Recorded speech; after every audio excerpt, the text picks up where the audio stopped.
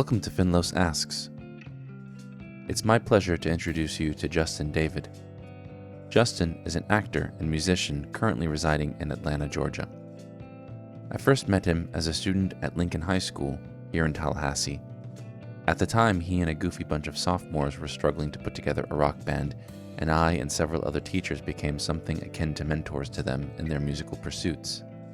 Since then, he has worked his way into the acting world, and you can see him in dozens of roles in short films and TV series. His biggest role is as Troy in the 2021 holiday film Christmas in Tune, where he is a co-star with Reba McEntire.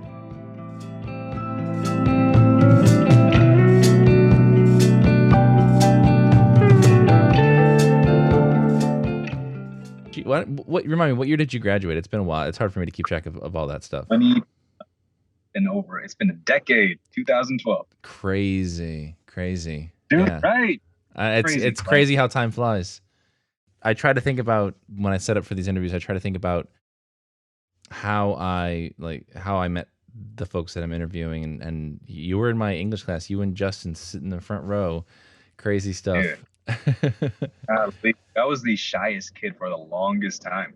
Like, I remember Justin, he was a popular kid, everyone knew him, and I was just number two with him, we just played music, and we were the guys that were in a band and dressed up once a week.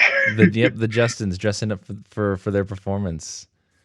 Right. Sheesh. And the first practice space was your classroom. Yep. I remember you and you both would come to us and the rest of the Weapons of Mass Destruction band and ask for, instrument advice and stuff like that, and it was good times, man. It was good times. Dude, it was. That was over a decade ago. Yeah. Good night, because I was like a sophomore, right? Yep. When you were in my class, you were a sophomore, so that would have been like 2009, 2010. Jesus, take the wheel. Wow, man. That's crazy. Jeez, I'm getting old, bro. Yeah, both of us. I'm gonna be 40 this year, so I'm getting up there. No, you're not. Yeah, bro, yeah. You look so young. Well, thank you. I appreciate that, but yeah, gonna be 40 this year. I'm gonna be 30 next year, bro. Yeah. Next year, be 30. I am not ready for that. I don't want to be 30 at all. No, I'll tell you, 30s are great. The 30s are great. Don't sweat it. Don't even sweat it. Man. So, music. How did you get into that? To the guitar stuff? To be fully transparent, it was when I lived in Chicago. The church that I went to, they had a really, really sick church band, and I was like, back then, I was in Chicago, I was like a significantly more shy, quiet kid, and I did not know how to socialize, and I was like, well, if I play music, that can kind of get me involved in some way. And I tried to play guitar then, and I gave up on it. This whole callus thing and trying to, navigate the fretboard and all that stuff. It's not for me, man. This is done deal. And then when I moved forward in 2008, close to the start of my freshman year, I picked up the guitar again because I didn't have anything to do. I knew nobody, and I was like, let's try to look up this whole tabs thing. Mm-hmm. So I looked it up, and I was like, okay, let's try to make sense of tabs. These are the numbers on the fretboard. I put my fingers there, and I was like, oh. And then naturally, I started picking up more and more stuff. And then, I was like, this is kind of cool. I dig it. I can make my own music, and I could, literally just express what I want to hear and make it. And it's pretty cool. That's awesome. I mean, and you took guitar classes at Lincoln, didn't you? Did. Dr. Robles. Yeah. How was it to take the more technical aspect of it, the actual learning the theory and applying that to how you played? In all honesty, the stuff that Mr. Robles taught us, with music theory and classical guitar and just learning chords, and the way that he taught was so instrumental in the way that I approach music and the way that I approach a lot of things in life, honestly, really breaking things down step by step, because at the time, I never thought in a million years that I would even read sheet music or know what a quarter note is or what a half rest, whatever, all that stuff. It was profound for me at the time, because I was just I can incorporate a lot of stuff that I'm learning in class and also apply it to the stuff that I'm writing with my band. Mm-hmm. And also, it makes me feel like a musician. A lot of musicians should at least have some kind of knowledge about music theory, Right. And if you do, but for me, it felt it gave me a level of confidence that I needed, you know? Yeah, and a kind of a sense of control or understanding, like knowing what you're doing, not just kind of winging it or doing it. Right. And I am the king of just winging it. Like I will wing it till I die if I am not well versed in what I need to know, but I will make it look like I know something. Mm. But yeah, because he was able to teach what he taught, like it definitely helped out. I just wish I could I knew how to, keep rhythm and remember to tune I wish I knew how to keep rhythm and also tune my guitar when the weather is not favorable. Yeah, I learned those yeah. very, very hard. Well, that's what you have a drummer for, right? You can't do everything. Yeah, right. And we went through like 90 drummers. That was wow. That's another story. Yeah, for sure. Do you still play? I mean, do you ever still pick up your guitar and play? Recently, I did.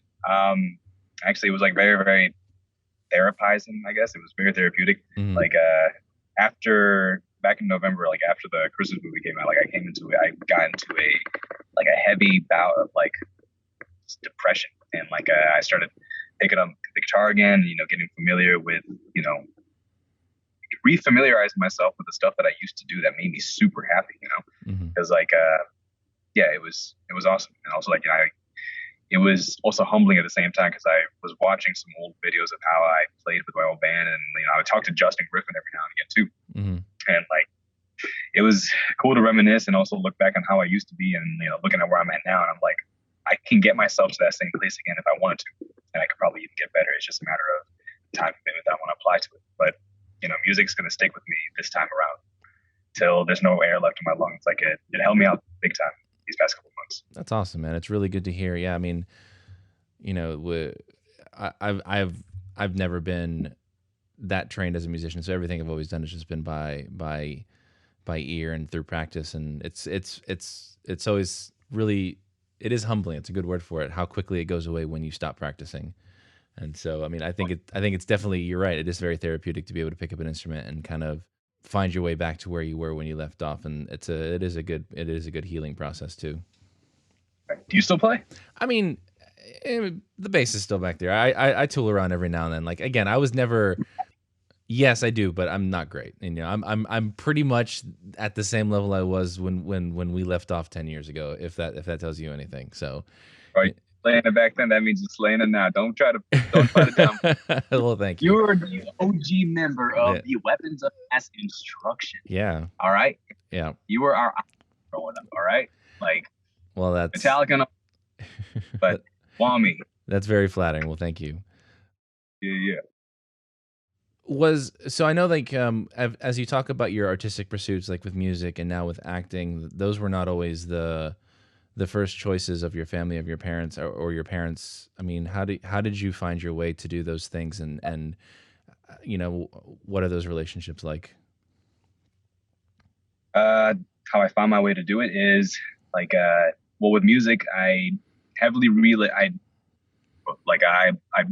bullshit a lot. Like back in high school, I somehow relayed a lot of the music endeavors that I dived into, and somehow, had it have a connection to my education. Mm-hmm. I made it like a very, very big, guitar class. I have to do this. Like, this was kind of like a band thing because, like, my parents were not. They were never on board with anything artistically, but it's because of where they come from. It's not like, some sort of like malevolent drive behind it. Like they want to control, like, you sure you want to waste your time on this? Like, there's no money in this. I came all the way from India. Like, remember who you are. You my son, on some Mufasa level stuff, like, and yeah, like it was always that thing. And I was just like, Doc, like, I'm born and raised in America. I don't think I need to have the structure that you think I'm supposed to live by. Like, this is the stuff that sets my soul on fire. This is stuff that resonates with me. And if I'm going to be happy existing on this planet, I'd rather do what I love and die trying, So I kind of like, the music endeavors that I did in high school was more so, I guess, laid the foundation for acting. Because, dear God, like, pursuing acting was a whole nother beast. Like, and I feel like with anyone, if you go into the unknown, and artistic things are like the most unknown thing to me. The journey, it's unpredictable. It's never, like, nothing is ever what you expect it to be. It is just a lot of surprises along the way, and the only thing you can do is just get better at what it is that you're trying to do. Like, as an actor, I want to be better at performing. I want to be someone that's easy to work with. I want to understand what it's like to be on a set. I want to know what it's like to be on a stage. I need to know the ins and outs of everything so I can be as self-sufficient and as valuable of an asset to whatever production I'm in. Like in a band, I wanted to be really good at what I did. I want to know how to lead a band. I wanted to know how to play lead on guitar, and I wanted to somehow improve rhythm if I could. God willing, please just let me keep tempo. Like just everything. But it was tough initially for my I was tough initially for my family because there's no one else in my family that's doing this. And like my dad's side, they're heavy on education. Like my grandmother, she taught for years. She led a couple of schools and stuff like that. And my uncles, they do that in India. I have an uncle who works in corporate, like finance and stuff. My pop's in IT. Mom's in the medical field. My brother's finishing up his PhD in pharmacy, and I dropped out of 4 different colleges. Like, it's like forging your own path. Forging your own path. Right, exactly. Like it upset them, but like it's still one of those things. Like it upsets me too. It upset me at the time too. Because there's nothing is certain. Like this is like you get a 4-year degree, and then all of a sudden you're gonna go work with Scorsese. It's like, all right, there's this thing called agencies. There's a couple of unions. There's Actors Equity. There's SAG-AFTRA. There's Station 12. There's all these things that you have to learn on the business side of things, in addition to being a great artist. And like no one knows that. No one knows to learn about those things. So it's like it's a lot. And sorry, that was a long-winded answer for your question. But my family. They were not on board at the time, but now that they see that there's potential for me to have a future in this, they're like, all right, let's just see what you got. And I'm like, yes, it's okay. If I ever am in like a desperate situation, I can always go back into sales for a little bit and then bounce back in, because I'm not going to just turn my back on this. Mm-hmm. Yeah, like. Well, those things that you're talking about, I think those are the nuts and bolts of what you do, right? Everybody has the dream of, being a rock star or being an actor, whatever it is, but you actually did it, and without, I was just reading an article last night about this idea about people who make it because of their connections. Like you walked on into your life with nothing, and that's not very common, and so, or at least not as far as I know. So I mean, what has that process been like? How have you taught yourself the ropes, or did you get some of those experiences from college? Like, can you walk us through a little bit of that? Like I was on academic suspension, like the nerdiest way to get, or the unnerdiest way to get suspended, I guess. Like I did not care one bit about it, because in my heart I was like, I know I'm not here because I want to be here. Like, and that's something I learned about myself. Like, I don't want, if there's nothing in me that wants to do something, like, you're not going to get the best out of me, and I'm just going to waste your time, waste my time, and no one can be happy about it, and with college, what I learned though from other people's experiences is like, you're going to go to study for one thing, but you end up having a different outcome of what you're going to do after college. Like, let's say that you go to school for marketing, but work in some other field that's not marketing, or vice versa. And like I don't know, I just think that the way that I am, like, I've always been someone that's like, curiosity is what led me to a lot of the things that I do now. Like, even when it came to weight loss, it was curiosity.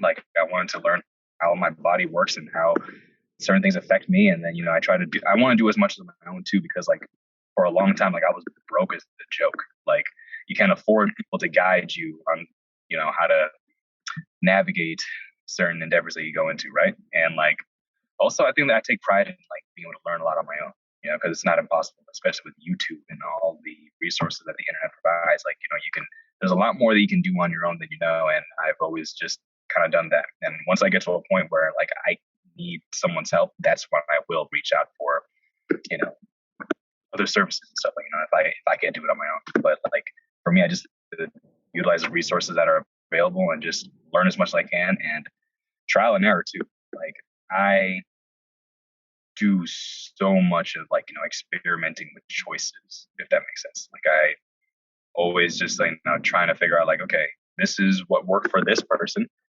but let's just see let's just see how they walked from what they've let be known, you know. And then for me, I'm just like, okay, this is how I've walked. These are the kind of personalities I need to associate myself with. These are kind of roles that I think I can engage in. And if it's not a familiar role that I can do, how can I get there and create this new character and put it in my pocket? You know, it's like I will do everything that I can do on my own first before I, you know, reach out for help. The good and the bad, to be perfectly honest. I mean, that makes sense. As far as acting goes, like, what was the moment when things you think clicked for you? Like, you had done, you know, small roles, probably student films, things like that. But when did you know that it was like you got it? This is going to work for you. I still don't know. Like I'm still like trying to figure it out. Like I've done an ungodly amount of student projects and short films and stuff like that, just because like that was my way of learning. That was my acting class, because I took a few acting classes around Atlanta and also in LA. And no disrespect to them, but like I just could not grasp a lot of their own concepts, just because like, you know.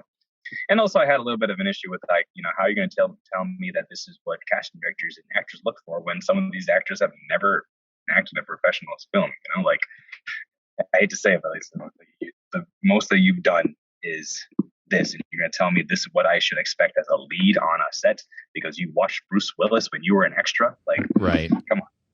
And it's like, it's a credibility thing. Not saying I'm above it, but like I have a hard time, you know, trusting guidance from those that have not experienced what I'm shooting for, you know. Mm-hmm. And yeah, so like I did a lot of student projects, a lot of short films, and like that was my acting class for me to figure out like, you know, what works for me, and also looking at everyone's reactions, like, you know, hey, did this land? Because I mean, if you look at some of my earlier stuff, I don't know if like a lot of my demo reels from like, you know, 2016 and 2018 are still on the internet. Like if you see it, like it's garbage, bro. Like it is a dumpster fire. But like, you know, I look back at it now with pride, and it's like, you know, I've grown quite a bit. And it's with the help of, you know, certain people that have been able to coach me and direct me. And also working with some really good actors too, you know. Like it hasn't clicked for me yet though. Like I'm still figuring it out. Like the other day I had an audition for a pilot, and like normally like a lot of people are like, holy crap, this is so great. Oh my gosh, Justin, you should be super stoked. I'm like, dog, I've been done that. I've auditioned for several pilots these past 6 years, and I haven't gotten a single one of them. So but I can, and let's just, you know, but every single one I have something new to bring to the table. So we'll see, you know. So yeah, you gotta keep working through it. That's really cool. I mean, so what is next for you? What do you have on the fire right now? There's a lot of projects that are up in the air. I have a few.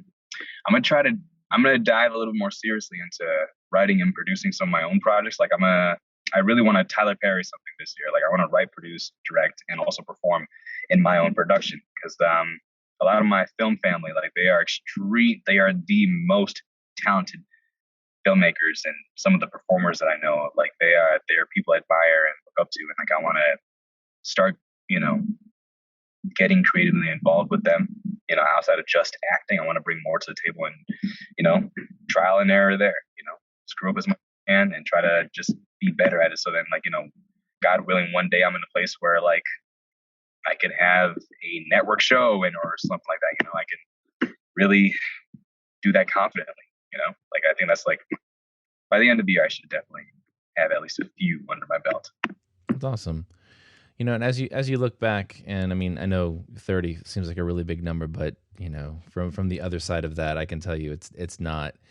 You're still closer to the start than you are to the end. So it's really cool just to see you. But as you look back, you know, in the 10 years since we've seen each other face to face, And when you think about high school, and you think about everything that happened after that, like what are some of those experiences that still really stick with you that you think they shaped you? They kind of gave you the drive to be the person who you're becoming.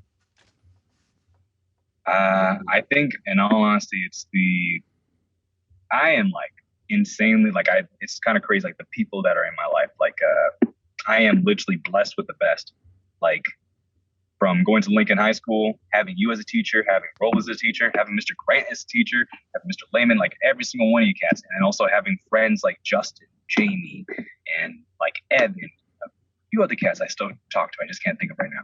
But like, and then after that, the people I met out here, like my film brothers and sisters, it's like I don't know, like they kind of shaped me to being who I am and also staying grounded, because there were a lot of moments where like I just was like, you know what, I cannot do this. I'm a fraud. I'm not cut out for this. I suck at this. Like, I don't know why I'm wasting time. I'm getting older, and like I haven't made anything of myself. A whole lot of negative thoughts. And these people are the ones that are still keeping me grounded, because a lot of them too have been in my same exact shoes before they became the director that they are, before they became the, not even like screw the trade, before they became the person that I look up to. Mm-hmm. They were in my shoes at one point, because it's not about the trade. It's not about the craft. It's not about anything like that. It's about like, what keeps this ticking, like who they are, what they went through to become who they are. It's like, yeah, they really inspired me, and like at the same token, like as great as the relationships that I've had are the ones that build me up. I've had several that have brought me to my knees, bro. Like, heartbreak is a real thing that really, it's kind of crazy how much like it derailed my path so many freaking times. It's kind of embarrassing, but like it does. But because I have an even stronger circle that was able to not pull me out of the hole that I got myself into. It was like, they were out there, making sure that I was still climbing. You know what I'm saying? Like, and that's really what keeps it going. That's really, I mean, I want to be that kind of a person for somebody one day. I want to be that. I want to be, or even I want to be someone that makes them proud. Like, I know they're proud of me now and all this sort of stuff, but I want to know that, like, yo, I'm going to make you proud. I want to make you proud, Beefy. Well, I am. That's why we're here. I mean, part of what I'm doing is just keeping these connections going. It's a special thing that I get to do, where I get to build all these relationships with so many people, and then 10, 15 years down the road, reconnect and just see where everybody's still going. Dude, that's pretty sick, man. And also, it's super dope that you even got into doing this. Like, what a creative thing. It's just like you with your guitar. You hit those low points, and you've got to find something. You got to find the things that re-energize you, the things that the way to be creative in a way that doesn't drain you, and in a way that allows you to build something that you're proud of. And so that's what I'm working for. If I can share people's stories, then I'm all for it. Mad respect to you, man. I think that's freaking awesome. Thank you. For yourself and also for the listeners. That's awesome. Thank you. I really appreciate you taking the time. I know you're busy, so let's definitely keep in touch, okay?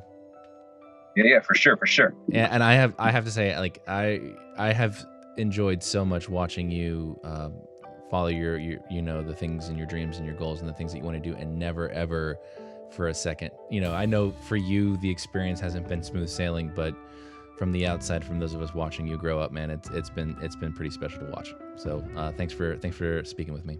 That is the best thing I've heard like all year, bro. That is so sweet. Thank you. That means a lot, brother bear.